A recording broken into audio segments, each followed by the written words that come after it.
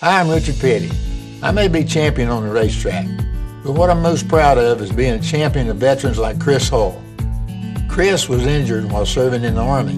Because of the Paralyzed Veterans of America, I was able to get the health care and benefits I need. And now I live an active life. I currently play wheelchair rugby for the only all-veteran team in the country and mentor other veterans with disabilities when I can. More than 44,000 veterans live with spinal cord injuries and disease. Paralyzed Veterans of America help these veterans secure health care, benefits, and jobs. The programs and services at the Paralyzed Veterans of America, like adaptive sports, have changed my life. After my injury, I never thought I'd play sports, travel the world, or have so many people supporting me. Paralyzed Veterans of America has given me a support system for life. To learn how you can join me and be a champion for veterans like Chris, visit pva.org/champions.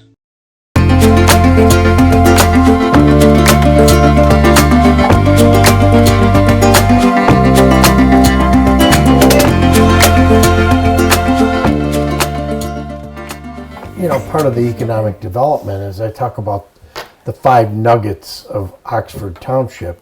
And it's not like Oxford Township is the reigning governmental agency. I talk about it as the zip code 48371. When you lived in the village, you didn't say, this is Terry Stiles, 38 Glassby Street, Village of Oxford. It's just Oxford, Michigan, 48371. So when I'm on economic development kick with different people that come here, I talk about it being the 48371 zip code. The whole scope of the community. Don't call it the village. Right. Don't call it the... If you want to do that, then we'll take those as entities of... maybe we'll be the Charter Township of 48371. How's that? So when I talk to developers or talk to businesses that are coming here, I talk to them about nuggets in our community.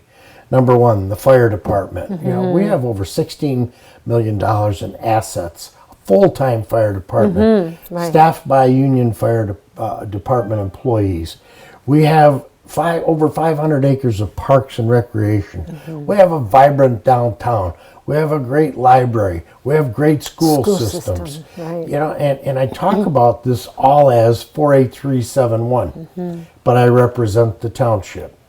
One of the biggest things I talk about is our village. You know, the village is the central gathering point, the nucleus of all the 36 square miles of Oxford. Sure is. And you know, we don't look at ourselves as an entity. We look at ourselves as the complete, with a nucleus of the parks, the village, the fire department. You know, we have a village police department that does 1 square mile. We have an Oakland County Sheriff's Office that does the other 36 miles. Yeah, I don't want to compete with them. They're just, there's always... There's no reason for that. No, there isn't. So, you know, I don't want FOMO. Feelings of missing out. When I miss out, I look at it as, by gosh, 48371 is missing out because somebody is there. I understand. Well, you know, in our economic development, we've been working with Taco Bell.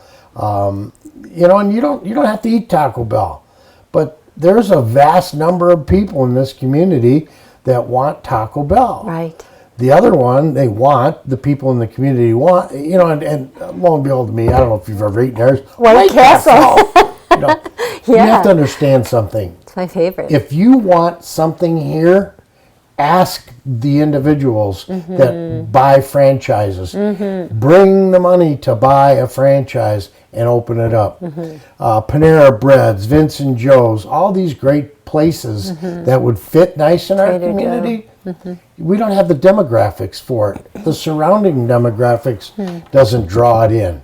So when we brag about getting a Taco Bell, that services the needs of some people in the community, but it also offers an opportunity for starting jobs. It also offers the opportunity for managerial positions. And you know, it's not a subsistence living for the rest of your life job. It's an entry-level job. It can be subsistence if you work your way Sure, up right. and keep working on it. So So let's confirm Taco Bell is a yes for the Taco community. Bell is coming Thursday night, the second Thursday of October, which is this Thursday night, for final site plan review of their building pad and site. I know the owner is anxiously awaiting to break ground. I spoke with him about 2 months ago, and he has 5 that he is opening this year. He wants open. Ours has been put back a little bit, Oxford, because of some land split differentials and easement regulations that they need to do. Where will that be at? That'll be just north of the Chase Bank site and the Meyer parking. I call it the Meyer parking right. lot. The parking lot will Meyer be side of 24. in the Meyer Right. vicinity. Right. So if we have the demographics for something like a Taco Bell, where does that lead us in needing a hospital in this community? Oh, great lead in. And I know that you've been talking with Lansing recently. Yes. So what's going on? I've been on 2 virtual meetings, and the last meeting we went to Lansing. Sheriff Bouchard, myself, CJ Carnacchio. I mean, Emily Bush was there, Senator Baer, but Mike Bouchard and I walked in and we gave our spiel about the need for the hospital, the changing methodology that erased our hospital. And believe me, they have our ear. Good. And we just, we have a window of opening of public comment to the Certificate of Need Commission. That window is open from October 7th through October 21st. And public comments can be received by the MDHHS, the Certificate of Need team. I'll give you the email address to send that to. Okay. But CJ, myself, and Danielle worked and we put together a letter, a 4-page letter, and behind it was 74 pages of documentation showing where we had a certificate of need in local area access 6. In 2018, it grew from 117 beds. In 2019, it grew to 121 beds. And then in 2021, a change in methodology, the construction of M24, reconstruction of M24, people working from home during COVID. Oh. It threw all their statistics off. Right. I mean, things just got wrecked. Now we have 0 bed needs. How do you do that? No. And we have been explaining it to the Certificate of Need Commission for the last year and a half. Well, finally, we put together a great summary. I'll give you a copy of it. Great. We sent that to the Con Commission, plus we copied some very interesting people that are aware of our plight. And it's from the governor to our senators, to the Con Commission president. All of our fire chiefs participated in Brandon, Addison, Orion, and Oxford. All of our police statistics we forwarded on to them. We provided a map that shows that our nearest hospital is almost 17 miles Up here, in either direction. We explained to them the growing demographics of Oxford, and if we needed one in 2018, by golly, we really need one coming up here as this area grows. And that includes the Brandon, Hadley, Metamora area, right? Yes. As far as demographics are concerned. Yes, and Lake Orion. part of a Addison. lot of North Orion, as you're aware, they're Oxford residents, but they go to the Orion schools. Right. Yep. I was one of those. We're a blend there, and it's a perfect match. Supervisor Barnett and myself sat down and formulated why they didn't include the zip codes from Northern Orion, because it's just as long to get to a hospital in the traffic periods on M24 From Orion. or to Baldwin Road or to Rochester Road through Orion, Orion Road down. It's more than 30 minutes to a hospital in a vehicle. Sure. I emphasize the fact that 20 minutes and 20 seconds is the fastest we got to the hospital on November 30th. With lights and sirens. Lights and sirens and a Right. sheriff's That's escort. amazing. That's Yeah. a long time, really. With lights and sirens, you should be able to get there a lot sooner. Yeah, a lot sooner. The con process is utilized in 34 states. There are 16 states that don't have it anymore, and there is a couple class action lawsuits with the Wow. Federal Trade Commission regarding certificate of need process. Right. If it was a free market, for example, in 10-mile radius of Oxford, there's over 180,000 people.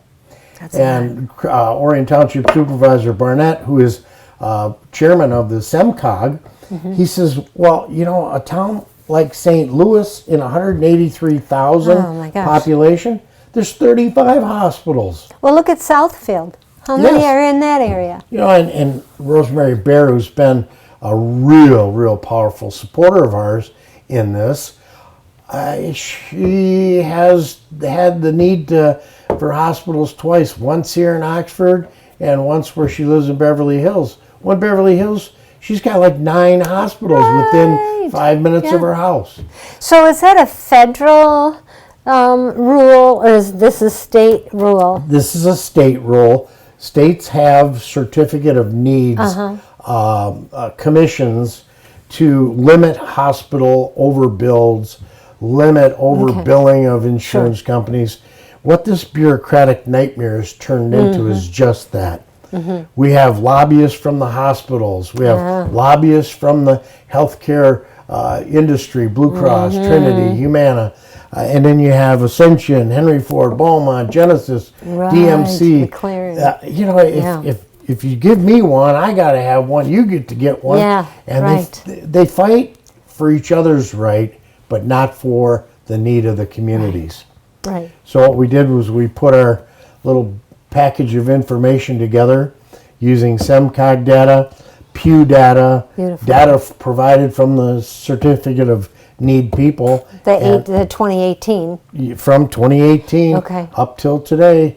And we've definitely sounded our alarm that we need And that healthcare. has gone to someone, This or has that been will submitted. be going. It has been. It has been submitted to the Certificate of Need Commission. Okay. They will be taking public comment by email up until October 21st. Okay. I'll give you that email Yeah, address if you want. definitely. We'll put it up a couple, two or three couple times. What times. happens after that, 21st? Then after the 21st, They review. the committee will meet. They'll review and go over the documents. I'm sure they'll fact check them, which we would be That's glad fine. to help them Sure. Mm-hmm. do. I would love them to come here and drive to the. That's my next question. Has anybody been to this area? I know the governor was here The governor- on December 4th or 3rd or whenever that was that she was here. Is she a supporter? She is a supporter. Okay. But who else has been here from the state that has been able to look at this area and go, oh, no, you don't need it? Commissioner Spiz understands it. Sure. He's supporting us in it. Chairman Woodward, he helped write the I call them the con regulations, and he talked to me about them. But if you want to, no one from the commission has come to Oxford and had a medical emergency, and at 7 o'clock in the morning that when most process. heart attacks happen, get to the hospital. Right. Then when you're there, have your family come from Oxford and go to Pontiac or go to McLaren Flint. in Lapeer, Yeah. or to Beaumont or Yeah. Ascension or St. Joe's. Right. It's a 45-minute Nightmare. ride. We've all done it. It's a nightmare. It's a nightmare. Yeah. Yes. Okay, so then what's their time frame after they've reviewed this information? And will they make themselves available to you after that or during that process? The hardest thing to do is to get a hold of the individuals on the commission. Governor Whitmer has gotten me a liaison in charge of the con commission, Megan Groen, and another guy, Kenny Worth, who is an administrator. She put us in touch with them, and they've been helping us, if you will, but they just don't spoon feed you. You have to dig in all the rabbit holes to find how to get to the chairman. Well, I found out the chairperson is a vice president at Blue Cross Blue Shield. Well, I just happened to find her email. Well, you know, and you have to rabbit hole each and everything. Are those appointed positions? Yes. They are? Yes. From an elected position or just appointed because of their experience? The top person on their blue blood. 250-page org chart of the Michigan Department of Health and Human Services is Governor Whitmer. And from there it goes to Bechtel, and then the hundreds of committees and processes that they have by grouping. And by the time you get through all of that, you'll spend 2-3 days into trying to find out where you're at. Who's who and where. Yes. So after the 21st, is there a timeline after that, or do We they should- then just say, no, we read it all and we still say no? There's a meeting January. I can't remember the date in right January, now. 2023. Yeah, 2023. Oh, but again, we've been battling this since Since 18. 2020. We're in our second year. Well, it seems You've like been battling the no since yes, 2020. Got it. Yes, battling the no. Yeah. We had thought we won the battle by getting the certificate of need Right. a proposal in 2018 Yeah. when we had a 117 bed hospital, but I don't know what caused Was our it the backing up. change? You don't know. It wasn't the change in bed numbers or. The methodology change is what Right. drove us to have Yeah. 0 bed need and local area access number 6. That's what we're in. All right, so then I'm going to continue to encourage people, whether you're for or against, to pay attention to this issue. I can't see why anyone would be against it, because we do, anybody that has driven that long drive with Yes. fear in their heart Yes. should understand. One of our state rep candidates was in the meeting with us and stated that, you know, as a mom, here you are, it's 2:00 in the morning, and all of a sudden, or 7:00 at night, and all of a sudden your child has a Lego stuck in its nose. Can't breathe, right? Can't breathe. Well, you drive it to the hospital, you get in an ambulance. Yeah. By the time you do it, you waste minutes or hours. And absolutely. it's absolutely horrendous. You know, Yeah, and it is. you need 6 stitches. Well, we got to drive you over to Ascension. That's only 16 miles down Rochester Road. Depends on what time of day it is. That will let you know how long it's going to take you to get there. Exactly. Yeah. In our letter, we talk about the census data. Oxford Great. from 2010 to 2020 has grown horrendously, 41%. Yeah. With all of the industry in Orion Township, you have a $4 billion investment in And the Orion infrastructure doesn't accommodate that growth. plant. Exactly. Hi, my name is BJ France. I'm the fire marshal with the Oxford Fire Department, and I'm here to tell you about a program that we've started called Safety Begins at Home. It's a partnership that we have with the state of Michigan. The state of Michigan Fire Marshal started a program called MI Prevention many years ago to try to help minimize the amount of fire fatalities we have in the state. And in doing so, they've started a program where they give out smoke detectors. We've been given a bunch of smoke detectors from the state, and we've also written grants to install smoke detectors in any houses that need them in the village or township and village of Oxford. The program is funded currently by a grant through 4 county and through donations through many community members and community programs. What the grant is the fire department will come out, will install smoke detectors in any resident in the township. We're especially looking for residents that have old non-working smoke detectors, and an old smoke detector is any smoke detector over 10 years. And any residents, especially that do not have any working smoke detectors in their house. There's a way to get a hold of us through the township website. If you click on the Safety Begins at Home link, there's a form you can fill out. You can email that to us, you can fax it to us, or you can just drop it off the fire station, or you could give us a call at 248-969-9483. and just inquire about smoke detectors, and they'll direct you in the right way. Once we come out to your home, we will do a little safety evaluation of your home, make sure that you are doing things properly, kind of give you some tips and pointers, and we will install all the smoke detectors. And I forgot to mention, we are also installing CO alarms. So if your house is lacking CO alarms, give us a call. We'll see how you can help you. And like I said, you can always get a hold of us at 248-969-9483. Ask for the Fire Prevention Division. Oxford Great. from 2010 to 2020 has grown horrendously, 41%. Yeah.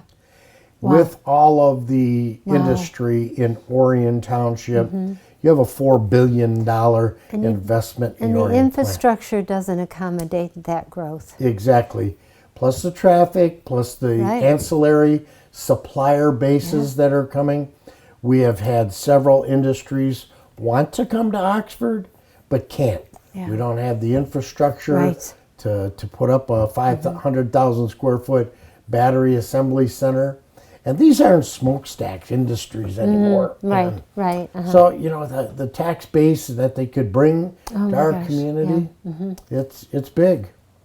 Right now, our residential tax base is 85% of all taxes paid in Oxford, Wow. Oxford Township, are residential, based off Wow. residential. So 15% between commercial, industrial, and agricultural. What that means, Terry, is us that live in this township are paying for for it. everything. Yeah. Schools, zoos, Roads, yep. everything, Museums, roads. yeah, yeah. Everything is being paid for by the residents. Yeah.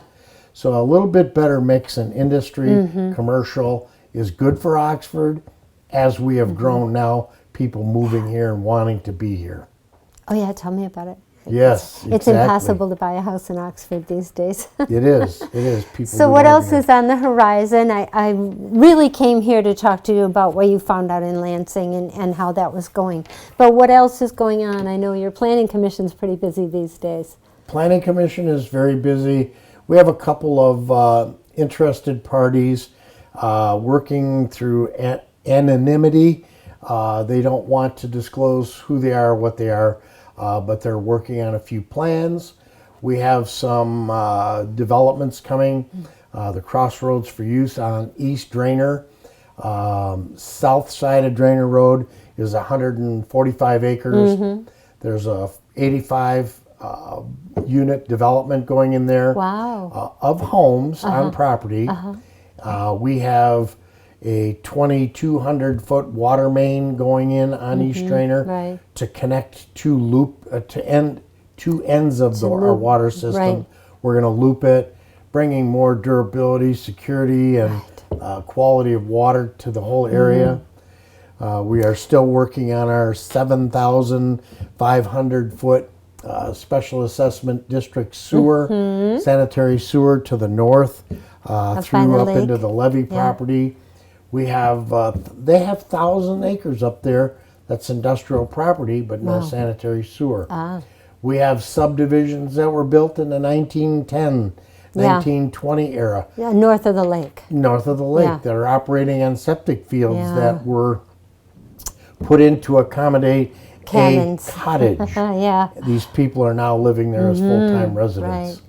So those are headwaters that we have to protect. Have they considered a water treatment plant or a septic treatment plant up there? We have sewer capacity. You do. Yes, we do. And all Okay. we have to do is get the sewer to Hooked it. up. And we are working with the landowners in a special assessment district to get it up to Brad Dewey. Our grants writer, CJ Carnacchio, has ascertained a couple of grants to design. Great.